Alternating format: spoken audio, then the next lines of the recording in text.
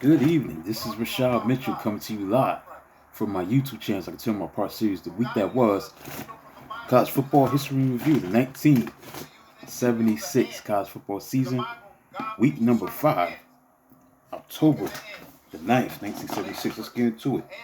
Florida State upset number 13 Boston College, 28-9. Robert Bowers' first upset as Florida State coach occurred at expense of Eagles, team he was familiar from with his days at West Virginia. Quarterback Jimmy Black took advantage of two Boston College penalties and scrambling ability to move LSU to first touchdown on a 12-yard run by tailback Rudy Allen. Lead was expanded thanks to Boston College fumbles.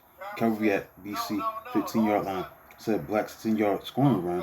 Another 13-yard line was converted into a 1-yard touchdown run by fullback Mark Lyles.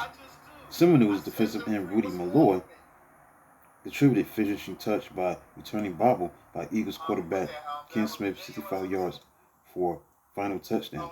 Boston College had taken a 6-0 lead on first pair of 3 field goals by Tim Mormon. Next we got Mississippi. Mississippi defeated Georgia, number 14 in the country, 21-17. Quarterback Tim Ellis rallied Rebels running and passing for touchdowns within 6-minute span second quarter. Earlier, Georgia had grabbed 14-3 lead on strength of 2 huge plays by quarterback Ray Goff, who broke free for 70-yard scoring run and tossed 75 yards bomb to wide receiver Gene Washington. The defensive tackle James Pittman turned game in Rebels' favor with fumble producing hit and had back Rayfield Williams that gave Ole Miss that ball on the Bulldogs' 25-yard line. Soon after, Ellis kept for 5-yard touchdown and threw 2-point conversion pass to tailback Michael Sweet at 117 yards on 24 carries to cut the deficit to 14-11. Georgia then botched punt just before Ellis' 36-yard touchdown strike to tailback Reg Woolard for an 18-14 lead. Teams traded field goals in defensive dominated second half as Rebels earned second straight series upset. Next, Mississippi State defeated Kentucky 14-7.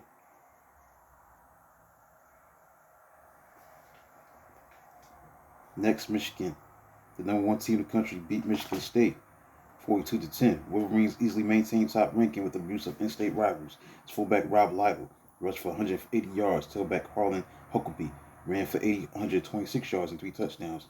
Tailback Russell Davis chipped in with 91 yards as Michigan outrushed the Spartans 442 yards to 98 yards. Lytle gave Wolverines lead for good with a 75-yard scoring romp in the first quarter that answered a 24-yard field goal by state kicker Hans Nielsen. Now, thanks to 2 Michigan fumbles, which set up both the scores, Spartans trailed only 14-10 after the first quarter. Even with 2 goal line stands by Michigan State, the Wolverines added 4 more touchdowns for school's highest series point total in 29 years. Now, Michigan defensive back Jerry Zuver closed scoring with 60-yard interception for a touchdown. Michigan State quarterback Ed Smith passed for 198 yards. Next, Minnesota beat Illinois by a score of 29-14. Nebraska, the number 6 team in the country, beat Colorado 24-12. Injuries gave backup I-back Rick Burns an opportunity to shine as he took over in leading Cornhuskers. Burns ran for 127 yards, clinching a 1-yard touchdown, set up by his own 48-yard run as Nebraska overcame 4 field goals by Buffalo's kicker Mark Zetterberg. Quarterback Vince Ferragamo threw a 9-yard touchdown pass to wingback Curtis Craig as Nebraska regained lead at 14-12 in the third quarter, lead which held up as defense posted second half shutout. Tailback Tony Reed led Colorado rushers with 79 yards and receivers with 3 catches for 25 yards. Now, we got Oklahoma and Texas. Oklahoma, number 3 team in the country, faced the number 16 team in the country in Texas.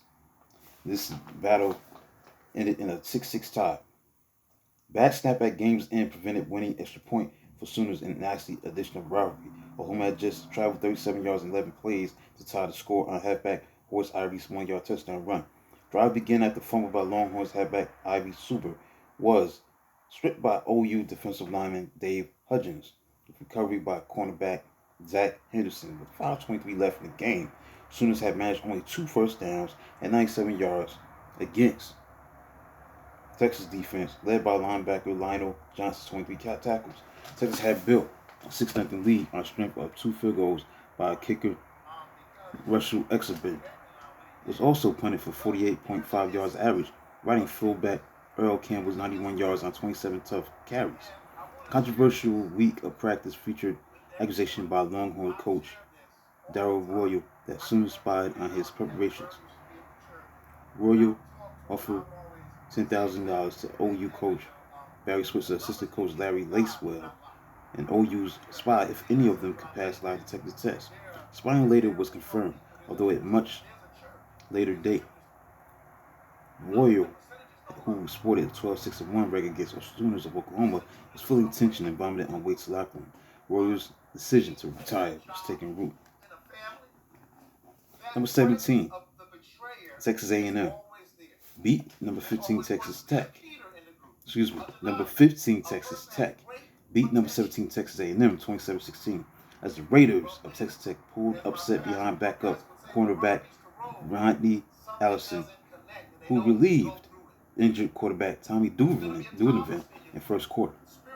Allison threw 2 touchdown passes to wide receiver Sammy Williams and plowed into end zone from 1-yard line within an 8-minute span of first quarter as Texas Tech grabbed a 21-0 lead. The Aggies rallied with a 52-yard field goal by Tony Franklin, the kicker, and 2 third-quarter touchdowns. But the deficit was too great, with sub-quarterback David Walker at helm of attack. A&M drove 3 times into Tech zone before finally scoring a touchdown on a 2-yard run by halfback Curtis Dickey by 127 yards and 18 carries. But Walker also hit wide receiver Randall Teat for a 76-yard touchdown. The Williams touchdown receptions were